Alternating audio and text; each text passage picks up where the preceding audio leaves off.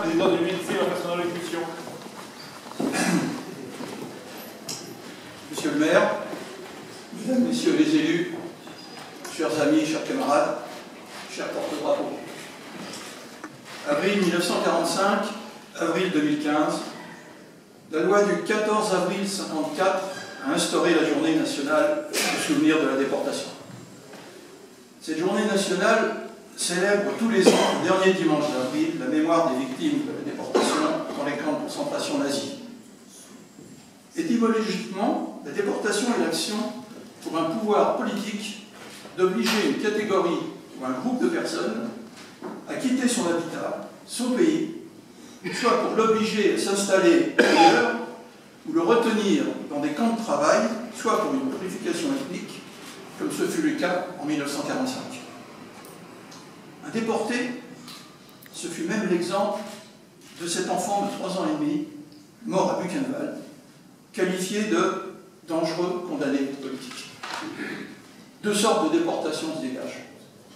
L'une de répression, résistants, opposants politiques, otages. L'autre, la déportation des Juifs dans le cadre de la solution finale, tous embarqués dans des wagons à bestiaux à destination des camps de concentration.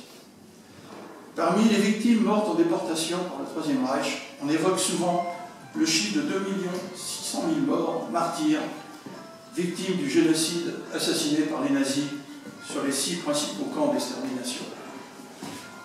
Je souhaite éviter la description des terribles épreuves endurées pour certains pendant plusieurs mois, voire années, des marches de la mort, par moins 20 degrés, manque de nourriture, massacres organisés, expériences médicales, crématoires, usines de bois.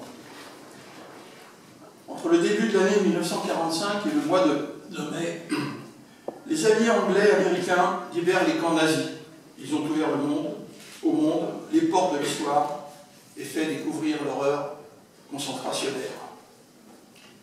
Le 8 mai 1945, l'Allemagne capitule et le procès de Nuremberg commence en novembre pour juger les bourreaux jusqu'en novembre 1946. Aujourd'hui, pensons à ceux qui sont rentrés de l'enfer, à ces survivants qui ne peuvent être que des témoins, hélas, disséminés, peu enclins, pour la plupart, à vouloir ou à pouvoir s'exprimer. Le terrible choc des rafles, des humiliations, des supplices permanents ne laissait libre cours à leurs pensées. Il fallait vivre, et le retour à la vie civilisée a été un pur apprentissage. Des femmes se refusent à reconnaître leurs maris qui leur reviennent avec l'aspect de vieillard. Comment réapprendre à vivre lorsqu'on revient de l'enfer? La déportation des années 1939-1945 devrait se trouver à des années-lumière d'aujourd'hui. Mais constatons qu'il n'en est rien quant à l'appellation déporté. Énumérons quelques conflits dont la liste n'est pas exhaustive. Afghanistan, Centrafrique, Crimée, Érythrée, Libye, Mali, Somalie, Soudan, Syrie, Ukraine, Chrétiens d'Orient, Irak, Yémen, et j'en oublie sûrement.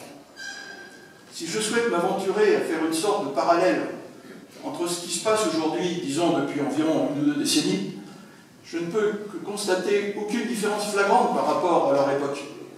J'ai énoncé les guerres en cours dont l'issue, pour la plupart de ces pays, semble très incertaine, et le nombre de déportés totalement imprécis ou inconnu. La disparition quotidienne des migrants en Méditerranée en est une malheureuse illustration. Tous ensemble, par la mémoire et notre soutien, nous devons faire en sorte qu'elle perdure à travers notre histoire. C'est pourquoi, aux jeunes générations, nous vous disons, vous devez préserver les valeurs qui sont celles de la République, de solidarité, de fraternité, et de condamner les propos xénophobes, les actes racistes et antisémites. Ce drame historique doit nous rappeler les leçons qui s'en dégagent pour que cela ne se reproduise plus.